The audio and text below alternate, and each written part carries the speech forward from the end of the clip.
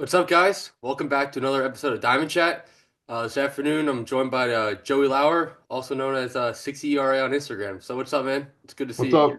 Thank you for having me, man. I appreciate it. Of course. Before we kind of get into more of the details of the podcast, why don't you just take a minute and just kind of talk about your baseball career and like what you're up to now?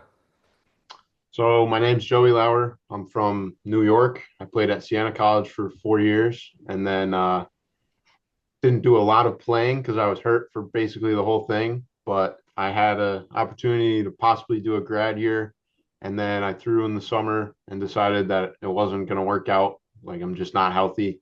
So I forewent that year, and now I'm starting my coaching career, coaching kids from like 8 all the way to 18, working with some really talented kids, and we're gonna see where it goes. That's awesome, man. It's really great, at least still being in the baseball world and just living your passion out. That's Yep. great to hear. A lot of people, they've seen you on Instagram and they've seen like all of your social media posts and stuff. Uh, like what's it kind of been like developing your fastball and stuff, because everyone knows like you're throwing like about 100 miles an hour now, so what's that whole experience kind of been like for you? It's been fun. I've been working at it for a very long time. Ever since I was about 12 years old, I've been trying to develop into possibly becoming pro level capable as a baseball player. Didn't know whether I wanted to do it as a hitter or pitcher, but eventually I started to get a lot better at pitching. So I went that route, and the further I got into it, the better it got. I was a late bloomer in terms of growth. Didn't grow at all basically until I was 16, and then I went from 75 to 85. Got a D1 offer at Siena.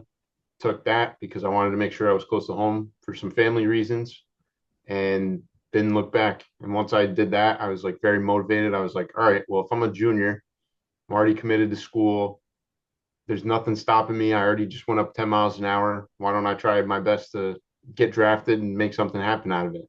So from then forward, I probably doubled down on everything I was doing, got even more locked in, and the velocity just kept going up, up, up. Even after I got injured with thoracic outlet syndrome at school, uh, couldn't throw a strike to save my life, but my velocity was still increasing. So that's sort of where I'm at. Yeah. Gotcha. Yeah. I mean, that's still like really impressive and like just like a credit just like your the hard work you put in, like being faced with uh the like the arm thing that you had thoracic outlet syndrome and Yep. just like keep showing your love for the game. That's awesome to see. So like kind of like with increasing your velocity and your pitchability, what's like the importance that you've kind of placed on in terms of like your throwing program and like doing like mechanical work and other aspects like that of the game? So in terms of a throwing program, I've been long tossing since I was like out of the womb, basically. Like ever since I was little, I was always trying to throw it further than everybody. So I mean, that was like a big thing for me is I would be long tossing like all the time as far as I possibly could from a really young age. And then as I got older, I mean, I was doing some crazy stuff before I got to college where I'd be throwing like three, not, I wouldn't say like max effort, but like darn close, like 95% effort, bullpens, 65 pitches 3 times a week. Like I was doing crazy stuff. But overall, I would say as I toned it back after I got hurt, my throwing program sort of looked like light, low intent, try to work on mechanics. I threw from a knee a lot because sort of with not being able to feel the ball too well and sort of getting a little yippy about halfway through my college career, I noticed like I'd throw way better from my knee when I wasn't trying to throw hard. So I would do a lot of knee throwing, a little bit of just like long toss maybe once a week, and then I would rip like 2 bullpens as hard as I could all the like every single week. And if I pitched, I pitched. If I didn't, I didn't, and that was it. That's awesome. That's good to see. I mean, we see a lot of your stuff on social media, like your bullpens and everything, and they always look electric. So Yeah. that's really cool. So like kind of like aside from like the throwing and like mechanics and like all the long toss and stuff you've been doing, what's kind of like the importance you kind of place like in the weight room and stuff? Like any like certain lifts that you kind of prioritize a lot or Um, any kind of workouts? I'm a big believer in anytime I work out, I'm gonna do a full body workout. I like to so a lot of people do the split where it's like two upper days, two lower days every week. I like to do three full bodies every week. So I'm in the weight room one less day, but I'm working everything three times as opposed to twice. And I did that from 14 to I'm still doing it right now just cause. And I think with that, I got way stronger than I ever thought I would be. I literally was doing squat, bench, deadlift, reverse lunge, bent over row, hip thrust, every lift I ever did. That was like the six core things I would do. And then a bunch of like side stuff, smaller things. Hmm. I would do 3 to 4 sets of every single thing. And I would just like slowly over time throw on 5 extra pounds, 10 extra pounds every other week. And eventually I was just pulling like 600 pounds, squatting 600 pounds, like, and then now I just sort of maintain, but Yeah, that's went impressive. up It's kind of quick. like a little like different than I feel like most people like nowadays because like in terms of like a weightlifting program for pitchers now, like you see more of kind of like recovery lifts and like a separate like day just for like lower body and upper body. But like, you're just going right at it like every single time it seems like just attacking like every single muscle you can and just pushing yourself 100% every time. Yeah, I mean, I'm a firm believer that there's no such thing as a recovery lift. Like that's like the dumbest thing ever, in my opinion. Like if you're gonna recover, why don't you just go like stretch or something or lay in your bed? Like there's no such thing as a recovery lift, in my opinion. Just because like if you're in the weight room, you're doing physical activity, you're doing something to stress the system, and that's not recovering. That's the opposite of recovery. So I think Yeah, if you're going to recover, you may as well just like relax. And then if you're in the weight room, you should be getting after it. You know what I mean? yeah, 100%. I completely get that. Yeah. So like you do any like more kind of like explosive lifts at all? Like also like paired with that like kind of supersetting it at all? Um, I mean, it depends on the time of year. So like I was always doing sort of this progressive overload.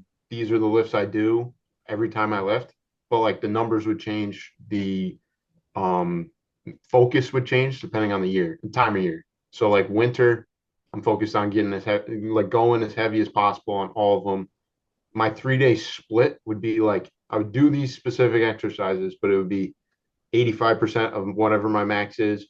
Then Wednesday would be 92% of whatever my max is, and I do it 3 reps. Then Monday would be 5 reps, and then Friday would be 10 reps at 70% of whatever I was maxing out at the time. Hmm. So that would be like the winter block. But then in the spring, once season started, it would be more like I would shift to nothing above 80%, but it would all be focused on moving as fast as possible. So it'd be like a 65% move as fast as possible for 5 reps. And then the next one would be 80% move as possible fast as possible for 3 reps with each lift. And literally been doing that since I was 14. Gotcha. Yeah, that's cool. I mean, you just kind of just keep it into the basics, and just just like using like what you have, and you don't need like all that fancy equipment. Kind of seems like just sticking to like the old way it was done. And Exactly. it's paid off and it's works for you. Yep. And If that's it ain't awesome. broke, don't fix it. Yeah. You like big on mobility as well? Like you do like a lot of stretching and like movement stuff like that? Yeah. So that was another thing. Like I was doing all of this at the same time. So it'd be like I'd go do my lift. It would take a long time, probably 2, 3 hours. Then I'd come upstairs after that. I would go do my mobility for like everything you could think of. I have this whole like chart that I do, and I'd go through all of it. Probably take me about 30 minutes. And I would do that every night in high school. Once I got to a point where I was like full range of motion in every single sort of movement, then I sort of toned it back a little bit and sort of now like I don't really even have to do mobility that much, maybe like once a week max. Hmm. And as long as I'm maintaining that full range of motion, I know I'm good and it's all good. Like now I really don't have to worry about it as long as I make sure that I'm keeping that full range. Yeah, that's awesome. What are the kind of some of the stretches and mobility you'd be doing? Like, is it more of like static stretching, like, or like it's more of kind of like movement kind of stretching that you're doing?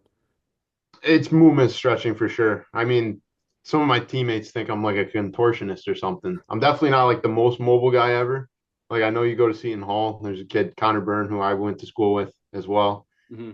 You could ask him about this kid named Alistair Morin, who's still at Siena. That kid is legit like the most mobile guy ever. I'm certainly not that mobile, but I think the way I have it going is like I'm like 90th percentile in mobility, 90th percentile in strength. And when you combine all that stuff with, I think I'm like 99th percentile arm strength, Hmm. that's what allows me to throw so hard. Yeah, that's awesome. That's really cool stuff. So kind of just like wrapping it up, and I mean we both played in the MAC, and it's definitely was a great experience, playing over in Manhattan for my 4 years. I'm sure it was the same for you over at Siena. What's your favorite college baseball story? Looking back on the 4 years that you played there, like what memory kind of stood out to you the most? I think without a doubt, the most funny thing that ever happened was we played the University of Florida and we go down there. It's like a rain delay on a Friday night, and it ended up being like a super close game. I think this was like my favorite day of all college baseball memory that I have. We go, we end up resulting in a 3-2 loss, which that's fine. I don't care that we lost to Florida, right? But it was a rain delay. Coach Rossi just retired. And so we have this interim head coach named Joe Sheridan. He's 25 years old, first time ever being a head coach. I mean, being 23 now, it's like sort of weird to think like 2 years from now, I being a head coach of a D1 team, right? Yeah. So it's his first game. And what happens is like maybe 3 innings in, we're in the bullpen. And one of my teammates, he doesn't play anymore. I'm not going to name him just for namesake, but basically what he does is he just keeps screaming. And we're up 2-0 in the game. He starts screaming at like our teammates, like yelling as loud as he can, rooting for them. And the umpires didn't think he was cheering. They thought he was like heckling the outfielders. Uh-huh. So he just keeps going, keeps going. And I remember he yelled like nothing like bad. It was just so obnoxiously loud that over time, like 2 innings go by, and he's like, "I've had enough." And he throws him out. No Just way. throws him out of the game. And when he's sitting there, I'm sitting right next to him in the bullpen, and he's just like he couldn't believe that it happened. He was in complete shock. He's just sitting there. The umpire's like, "You're gone," and he just sits there for like 2 minutes. Didn't process that he actually like got thrown out of the game. And then when he finally realizes, all right, he's gone, he has to run out. And Florida's bullpen, they have it in the outfield. Hmm. So he has to run along the warning track. And as he's running along the warning track, you got the Florida fans on the side. And he's giving them all high fives as he's running off the field. Gives our whole dugout high fives as he runs off the field. And he's just like doing this as he runs across. That was without a doubt the funniest thing I've ever had happen in a college baseball game.